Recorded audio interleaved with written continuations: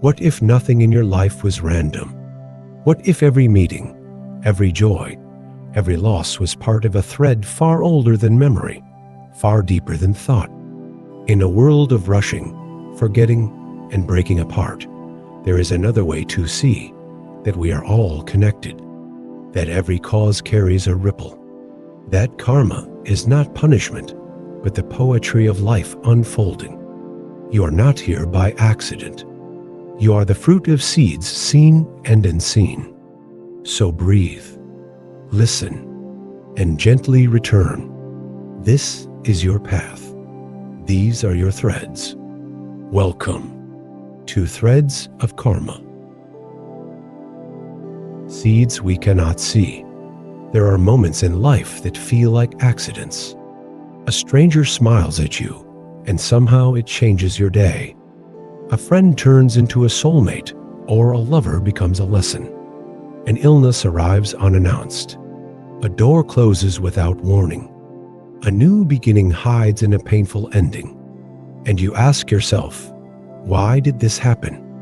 Most people search for answers outside blaming chance, fate, even luck. But Buddhism offers a deeper lens. A lens that reveals the hidden threads beneath what we call coincidence. A lens that sees every meeting, every loss, every joy and sorrow as part of a vast, intricate web. That lens is Dharma, and at the heart of it is the teaching of causes and conditions. What we call randomness is, in truth, the unfolding of karmic seeds, some planted lifetimes ago, some yesterday, some moments ago in a passing thought. Every action, every intention, every thought we carry carries energy. And that energy doesn't vanish. It waits. It ripens. It returns. This is not punishment. This is not reward.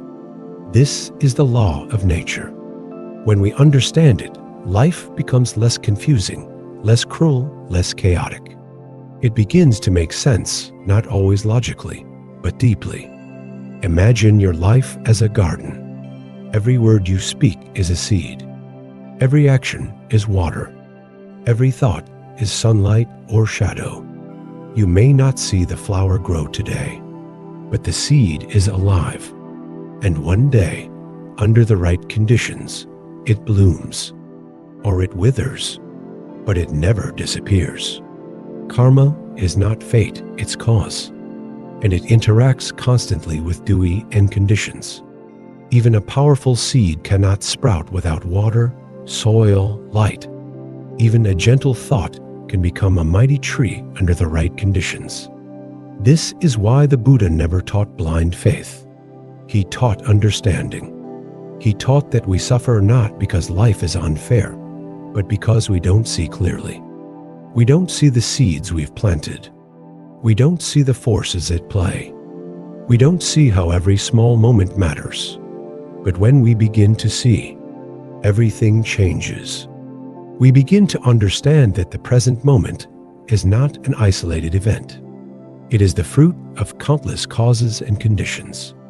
It is the meeting point of our choices, our past, our ancestors, our environment, even the silent movements of our mind. And suddenly, we're no longer victims of chance. We are participants in an unfolding story. We are the writers of new chapters. We are both seed and gardener. This awareness is not meant to burden us, it's meant to liberate us. Because if our suffering has a cause, it can end. If our habits are conditioned, they can be reconditioned. If our pain comes from the past, it doesn't have to be our future. We can choose differently, speak differently, live differently, plant different seeds, not because we are trying to control everything, but because we understand we are always creating something through thought, speech, and action. Even when we do nothing, we're still planting. Apathy is a seed. Avoidance is a seed. Kindness is a seed. Compassion is a seed. Every breath is a new beginning. And this is where hope lives, not in wishful thinking, but in the quiet power of karma seen clearly, of knowing that even in suffering, something sacred is at work. A lesson, a completion, a mirror, a moment for growth. You may not see the full picture yet, but life is always moving in response to what has come before. And that includes you. That includes this very moment, your eyes reading these words, your breath slowing down, your heart remembering something it already knew. Nothing is random. You are not lost. You are unfolding. And the seeds you plant today through awareness, love, and presence will become the peace you live tomorrow. There are moments in life that feel impossible to explain. A stranger says something that pierces straight through your chest, and somehow it feels like they've known you for lifetimes. A random job offer falls through, only to make space for an opportunity you never expected, but always needed. A friendship that once felt unbreakable quietly dissolves. A heartbreak you thought would end you somehow becomes the doorway to your truest self. And all the while, we search for reasons. Was it chance? Was it fate? Was it bad luck or divine design? The mind wants neat answers. It wants to tie things up in logic and certainty. But life rarely arrives in straight lines. And in Buddhism, the explanation goes deeper than fate. It rests on a foundation older than memory, more intricate than we can trace. It's the truth of cause and effect, of seed and fruit, of karma and dependent origination. The truth that nothing, absolutely nothing, arises without conditions. What appears as coincidences, in fact, a convergence of threads we cannot see. A meeting of energies, intentions, actions, and timing so complex that the conscious mind cannot unravel it. But awareness doesn't need to trace the threads to feel the truth of their presence. Karma is not a punishment. It's not a reward. It's not a cosmic scoreboard. It is the natural law of cause and effect. Every thought is a seed. Every action, a watering. Every intention shapes the soil of what's to come. Most people think of karma only in terms of morality. If you do something bad will happen to you, but that is a child's version of the law. The deeper truth is more subtle and more liberating. Karma is simply the unfolding of cause and effect. If you plant an apple seed, you get an apple tree. If you plant anger, resentment, or greed, you harvest more of that in your world, not because you are being punished, but because the conditions you're creating attract similar vibrations. In the same way, when you plant presence, honesty, compassion, you create an inner and outer field where those energies thrive. The catch is, most of the seeds we plant, we don't even know about. We live on autopilot. We speak without mindfulness. We act from emotion. We respond from fear. And each of these movements of the mind, body, and heart becomes a karmic ripple. Some seeds sprout quickly, others take years or lifetimes. Just because you cannot see a seed growing doesn't mean it's not alive beneath the surface. This is why mindfulness is so important. Not because it makes you perfect, but because it makes you aware. Aware that you are always planting something. Every look you give, every breath you take, every choice you make, it all goes somewhere. Into the fabric of your life, into the field of consciousness, into the unfolding of what comes next. And the miracle is this: you don't need to control it all. You only need to begin seeing. When you see clearly, you begin to live differently. You speak with more care. You listen with more attention. You begin to ask not just, "What do I want?" but "What am I planting with this thought, with this word, with this moment?" And slowly, you stop reacting blindly. You begin responding wisely. The old patterns, anger, blame, clinging, they begin to loosen their grip. Not because you're forcing change, but because you're watching the roots. You see where your suffering grows. You trace it back, not to one moment, but to thousands. And from that awareness, you find compassion not just for yourself, but for others. You stop expecting people to be anything other than human. You see that they too are carrying seeds. They too are shaped by causes and conditions they never chose. A person doesn't become bitter overnight. A person doesn't betray or abandon or rage without history. There are seeds in them you can't see. Karma is not just what you do, it's what you carry, what you inherit, what you unconsciously pass on until you become aware. And this awareness breaks the cycle. The moment you stop blaming and start understanding, you step into your power. The power to plant new seeds, to live with intention, to create new ripples. Even if your past is full of weeds, even if you've hurt others or been hurt yourself, the soil is still fertile. The garden can still grow something beautiful. But you must choose, not once, but over and over, to pause, to breathe, to look within, to plant what matters even when it's hard, especially when it's hard, because this is the path not of perfection, but of awakening. And awakening begins in the smallest choices, not in grand gestures or spiritual experiences, but in the decision to be here now, present with what is, planting what aligns with who you truly are. Sometimes the karma you face feels heavy. The loss, the heartbreak, the unfairness. You think, I didn't choose this, and maybe you didn't. Not in this lifetime. Not in this moment. But the Buddha didn't teach karma to blame you.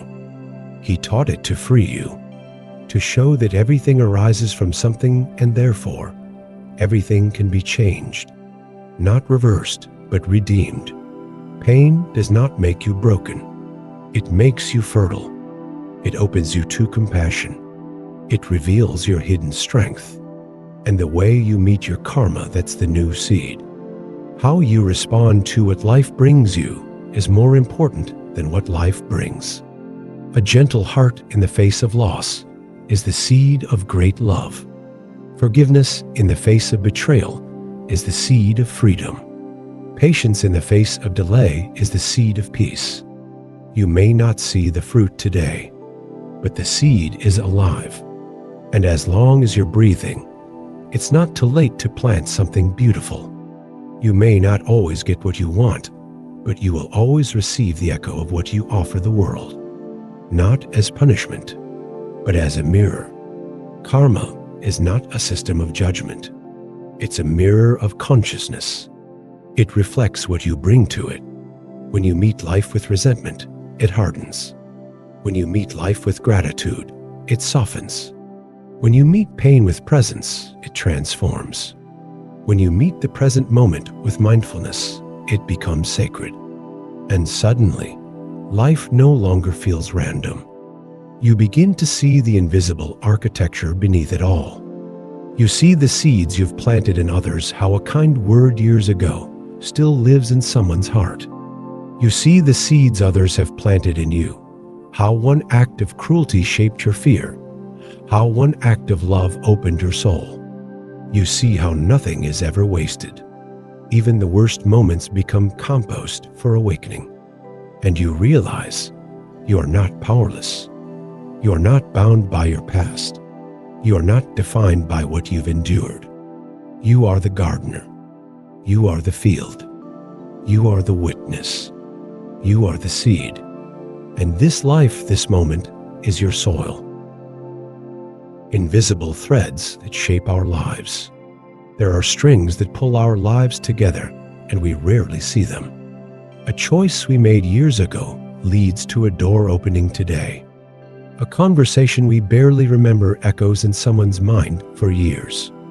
A single moment of hesitation, or courage, or compassion alters the trajectory of not only our life, but the lives of others. These threads are real, though they are not made of anything we can touch. They are born from intention. They are woven through karma. They are stitched together by causes, conditions, timing, emotion, energy, memory, longing. Some call it fate. Some call it coincidence. But in the teachings of the Buddha, it is simply interdependence. Everything arises together. Nothing stands alone. You are not a fixed identity moving through space and time. You are a collection of conditions shaped by parents, ancestors, culture, environment, childhood, memory, hope, fear, love. Everything you are today is a thread of what came before you, and everything you become will carry its own thread forward. We think we make decisions freely, but most of the time, we are simply acting out the momentum of unseen karma.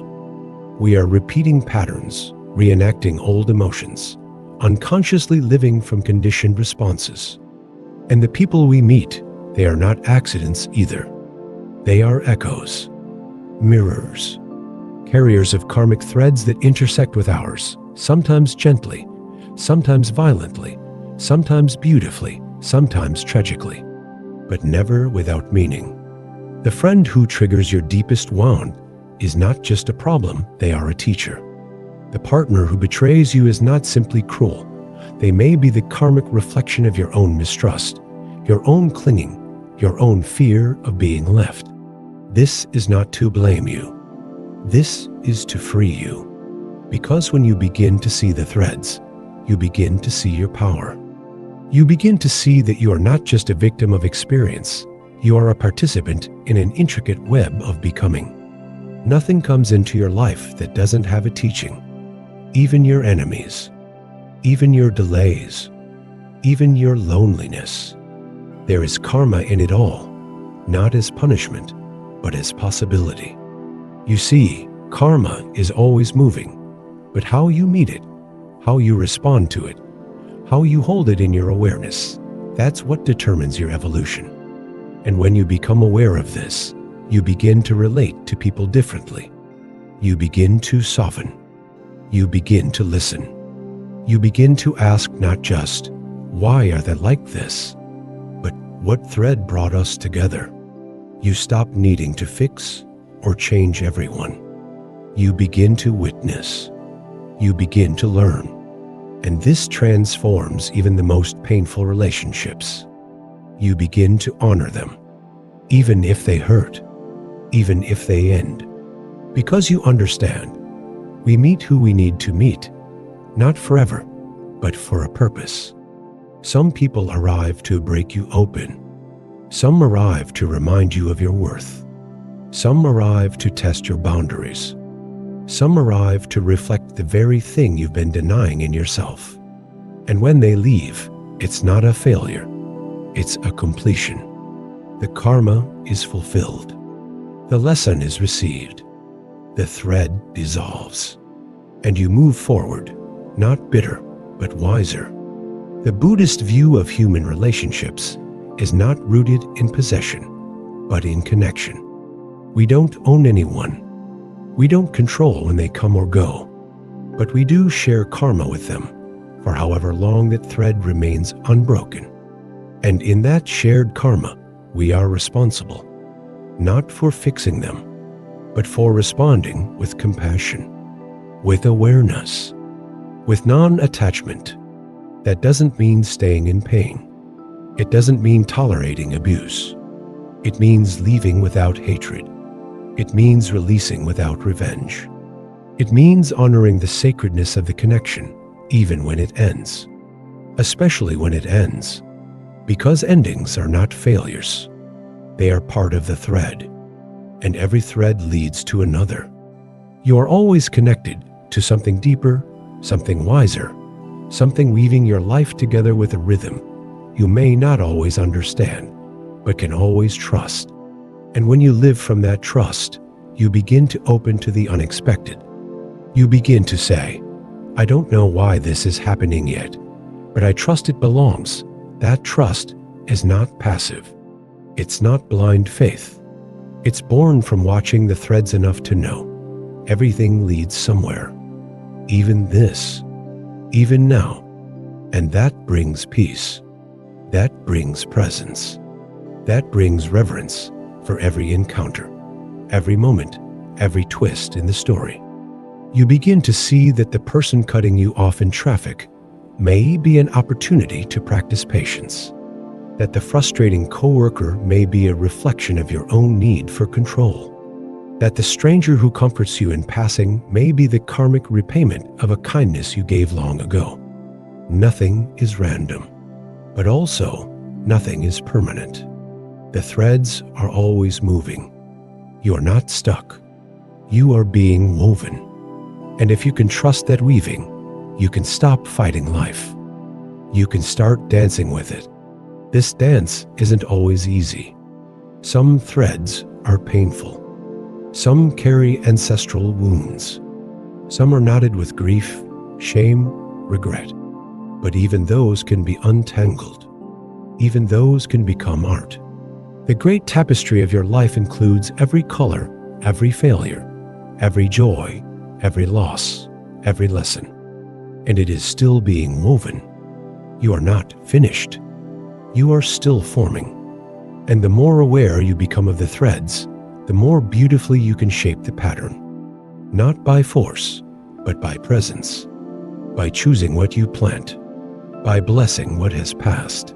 By honoring what remains. You are not a solitary line. You are a radiant web of connection, seen and unseen, alive in this moment. Breathing, becoming, and the thread continues. Love, loss, and the dance of karma. Love is never random. Every person we fall for, every soul we collide with, every heart that feels like home, and every one that breaks us open, they all arrive according to karma. And every meeting is meaningful, not because it lasts forever, but because it teaches us something eternal. In the West, love is often idealized as destiny. We speak of soulmates, of the one, of meant to be.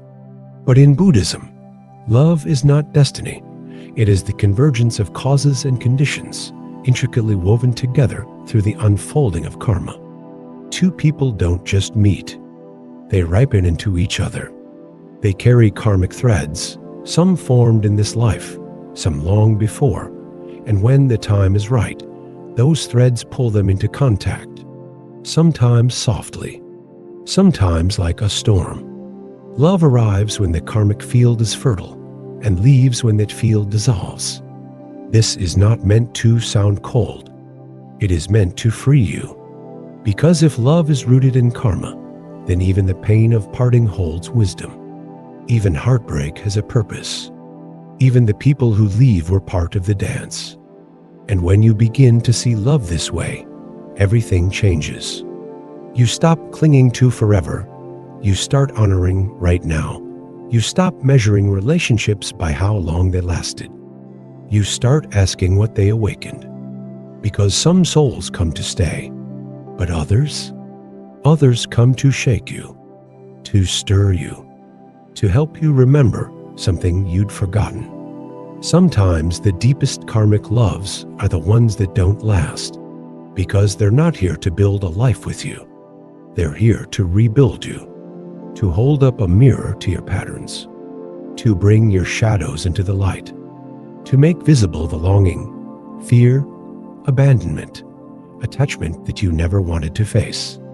These relationships are not failures. They are flames. And yes, sometimes they burn. But fire doesn't only destroy. It clears. It purifies. It softens what was rigid. It opens what was closed. If you've ever loved someone who shattered you, ask yourself, what truth did they expose? What illusion did they burn away? What version of yourself did they call forward? That is the karma. That is the teaching. And when the pain fades, what remains is not bitterness, but clarity. Clarity that love is not ownership. It's not demand. It's not security. It's presence. It's shared growth. It's the meeting of two karmic rivers, sometimes for a season, sometimes for a lifetime, but always for a reason. And that reason is awakening. When you understand this, you begin to love more cleanly, more consciously. You begin to release the grip of expectation. You stop loving people for who you want them to be and begin seeing who they are. You stop trying to fix or change them. You meet them where their karma lives. You listen more. You blame less. You understand that every soul is carrying their own web of history, and that their ability to love you is shaped by the seeds they've planted, the wounds they carry, the fears they still haven't met. And just as you are learning to love, so are they. Imperfectly, slowly, sometimes beautifully, sometimes messily. And in that shared imperfection, compassion grows. You stop taking everything personally. You start seeing the karmic dance playing out, not just between you and them, but within both of you. Sometimes love teaches you how to stay. Sometimes it teaches you how to leave. Both are sacred. Both are part of the thread. Even the loss is holy. In Buddhism, love is not attachment. It is freedom. True love doesn't cling. It blesses. It allows. It liberates. It says, I see you. I honor your path, even if your path no longer walks beside mine. And that is the highest love. Not the one that possesses, but the one that understands. Love is the mirror where karma reveals itself most clearly, because it brings out our rawest selves, our longing, our hope, our fear of abandonment, our hunger to be seen. And in that rawness, we get to meet our karma face to face. The wounds we carry become visible. The stories we repeat rise to the surface. And if we're mindful, if we stay present, if we're brave enough to feel, then even heartbreak becomes the birthplace of liberation. Every time you loved and lost, you didn't fail. You learned. You peeled back a layer. You softened a wall. You awakened something you didn't know you had in you. And every time you chose to stay open after being hurt, that was the birth of a new karmic thread. A thread of strength, of compassion, of trust. This is the dance of karma in love, not a script to follow, but a movement to feel. Sometimes slow, sometimes wild, sometimes ending too soon, but always purposeful and always sacred. So the next time love enters your life, welcome it. Don't ask how long it will stay. Ask how deep you're willing to go. And if it leaves, don't ask what you did wrong. Ask what you've been asked to grow. Because every love is a teacher. Every goodbye is a guide. And every time your heart breaks, it makes more room for light. You were never meant to love perfectly. You were meant to love consciously. And when you do, even the endings become beginnings. Even the sorrow becomes a seed. Even the silence becomes a sacred space for something new. Love is not separate from karma. Love is karma, unfolding, revealing, inviting you to wake up through the most beautiful and terrifying doorway of all, another human being. The freedom within interdependence. We are not as separate as we think. You are not born from nowhere. You did not become who you are by yourself. Every breath you take has been shaped by countless lives, moments, choices, systems, ecosystems, sacrifices. The food you eat was grown by hands you've never met. The clothes you wear were stitched by people you'll never know. Even your thoughts, your language, your worldview have been passed down through ancestors, stories, and shared history. You are not a fixed point. You are a convergence, a living intersection of conditions. In Buddhism, this truth is called Pratyasamit dependent origination. It teaches that nothing arises on its own, not suffering, not joy, not even the self. Everything comes into being through other things. The chair exists because of the wood. The wood exists because of the tree. The tree grew because of sun, soil, water, seed. In the same way, your identity arises from causes and conditions. If even one of those conditions changed, your family, your body, your time and history, you would not be the same you. This is not a denial of individuality. It is a deeper recognition that the self is not separate but fluid, not static but interwoven. The idea of an isolated me is comforting to the ego, but it is an illusion. And that illusion is the root of suffering. When we believe we are separate, we feel threatened. We must protect, compete, compare. We build walls. We create us, vs. them. We cling to things, afraid of loss. We define ourselves by roles, status, stories, terrified they will be taken away. But when we understand interdependence, something shifts. The walls soften. The fear loosens. We see that nothing is truly mine, not even this body, not even these thoughts. Everything I am is borrowed, shared, shaped by forces beyond me. And paradoxically, in that recognition, we find freedom. Because if the self is not fixed, it can evolve. Because if suffering arises from conditions, it can end when conditions change. Because if nothing exists independently, we are never alone. We are not separate drops. We are the ocean, in motion. You see this truth in nature. A tree doesn't grow by willing itself. It grows in relationship with sun, wind, rain, earth. In the same way, your healing depends not just on effort, but on support, on safe spaces, on love, on grace. This is why community matters. This is why kindness matters. Because we are each other's conditions. We are shaping each other's karma all the time with how we speak, how we act, how we show up or shut down. When you smile at someone in pain, you change their world. When you listen without judgment, you become a condition for their healing. When you forgive, you release not just yourself, but the karmic weight of both your stories. And you realize this is the power of interdependence. It's not weakness. It's not passivity. It's the ultimate strength. Because when you act with awareness, your ripples carry far beyond what you see. You become part of something bigger. You become a healing thread in the vast web of life. And that web includes everything. Even your enemies. Even your failures. Even the people you thought were holding you back. They too are part of your awakening. Because nothing exists in isolation. Not joy, not pain, not even growth. The lotus blooms from mud. Your peace grows from your pain. Your wisdom grows from your mistakes. This is not poetic, it is karmic law. There is nothing wasted in the universe. Nothing unconnected.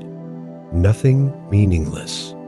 And in that truth lies your liberation. You don't have to control everything. You don't have to carry it all alone.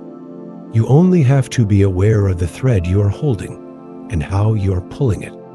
Every action you take becomes part of the whole. Every intention you plant becomes part of the future. Not just your future, but the future of all beings. This is why the Bodhisattva path is not mystical, it's practical. It says, I will awaken, not just for myself, but for the sake of all, because when I heal, I create space for others to heal. When I wake up, I help others remember. When I walk gently, the earth suffers less. When I love fully, the world becomes more whole. This is not philosophy. This is responsibility. You are not just here to exist, you are here to belong. And belonging isn't about being accepted by others. It's about recognizing your deep interconnection with all that is. You are not a visitor. You are part of the fabric. You are a note in the great song, a thread in the great weave. And the more you live from that knowing, the lighter your burden becomes. You stop needing to prove yourself. You stop needing to have all the answers. You stop isolating your suffering. Instead, you say, I am human. You are human. Let's walk gently together, and that walking, done with awareness, compassion, and humility, is the heart of the Buddhist path, not to rise above the world, but to walk deeply within it, awake, connected, free. Breaking the chain, transforming karma through awareness. You are not doomed to repeat your past. The patterns that shaped you are powerful, but they are not permanent. The wounds you inherited, the habits you picked up, the pain you keep replaying, none of it is unchangeable. Karma is not destiny. It is momentum. And momentum can shift. In every moment, with every breath, you are either continuing an old cycle or beginning a new one. And the difference lies in one word, awareness. Awareness is the hinge on which karma turns. When you act unconsciously, you repeat. When you react automatically, you reinforce. But when you pause, when you observe, when you see your pattern in the moment it's arising, you create space. And in that space, you become free. This is the power of mindfulness. Not to make you perfect, but to make you present. Present enough to notice when the chain of karma is about to tighten and choose not to pull. Present enough to stop feeding the habits that harm you. Present enough to ask, is this reaction really me? Or is it just the past speaking through me? The moment you can ask that question, something softens. Something shifts. You're no longer the karma. You're the awareness of the karma. And from that awareness, you can choose. That's where transformation begins. Not in grand declarations, but in the small, sacred pauses that interrupt the cycle. When you feel anger rise, and you choose breath instead of blame. When you feel fear return, and you choose presence instead of panic. When you feel the old urge to prove, to control, to run, and instead, you stay. You breathe. You stay curious. You stay kind. These moments are not small. They are evolutionary. Each one breaks the chain. Each one rewrites your karma, not just for you, but for everyone around you. Because your actions ripple. Your choices become conditions for others. When you meet your child's tantrum with compassion, you teach nervous systems how to feel safe. When you meet your partner's withdrawal with presence, you interrupt generations of abandonment. When you face your own shame with gentleness, you heal lifetimes of self-rejection. This is how karma shifts. Not by force, but by attention. Not by shame, but by love. And yes, sometimes you'll fall back into the old pattern. That's okay. That's human. What matters is not perfection, but return. The practice is not about never falling. It's about falling with awareness and rising with intention. The chain breaks every time you return to yourself. Every time you stop running from your discomfort. Every time you say, I see you. I won't abandon you. I'll meet this moment with open eyes. This is where the spiritual becomes deeply practical. The Eightfold Path isn't a philosophy, it's a map. Each step is a tool for breaking the chain. Right view, seeing the nature of reality. Cause and effect, impermanence. Right intention, acting from love, not harm. From letting go, not clinging. Right speech, words that heal, not wound. Right action, conduct rooted in integrity. Right livelihood, work that nourishes, not exploits. Right effort, redirecting the mind toward the wholesome. Write mindfulness, remembering the present again and again. Write concentration, stabilizing awareness into deep presence. These are not just steps on a path, they are choices in each moment. They are ways of living that slowly untangle the knots. And as you walk, you begin to feel lighter. Not because your life gets easier, but because you're no longer adding weight to the load. You stop feeding old pain. You stop passing it forward. You start creating space for joy, for stillness, for love that doesn't cling, and purpose that doesn't exhaust. Karma doesn't just live in your past. It lives in your fingertips, in your next breath, in your next choice. And when you choose with awareness, you don't just shift your future, you shift the future of everyone you touch. You become a turning point, a karmic pivot, a thread of awakening in the web. And that matters. Every time you heal a reaction, every time you plant a new seed, every time you meet yourself with presence, you change the direction of the story. You are not here to repeat. You are here to remember. To remember that you are not the story. You are the space that holds it. You are the light that sees it. You are the clarity that says, "This ends with me," and from that clarity, a new thread begins. A thread of peace, of possibility, of awakening. And that thread will ripple across lifetimes. Walking the path with grace. You don't need to understand the whole path to take the next step. You don't need to fix your past to live your present with integrity. You don't need to have it all figured out to walk with grace. Life will continue to unfold, mysterious, beautiful, painful, unexpected. People will come and go. Plans will rise and fall. Emotions will surge and settle like tides. But if you walk with awareness, everything becomes part of the practice. Every joy becomes a gift. Every heartbreak becomes a teacher. Every moment becomes enough. The Buddha never promised a life without suffering. He taught us how to suffer wisely, how to meet life with open eyes, open heart, steady breath. Not resisting what is, but resting inside it. Not grasping at what we want, but honoring what is here. To walk with grace means to let go without resentment, to stay present without clinging, to keep your heart open even when it hurts. It means seeing every situation as karma ripening and asking, how can I respond with love? Not out of weakness, but out of wisdom.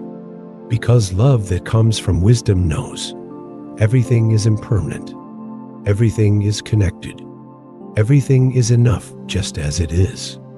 This love doesn't demand, it doesn't possess, it doesn't fear change. It blesses the moment. It trusts the unfolding, and that trust becomes your freedom. The world will still challenge you. There will be noise.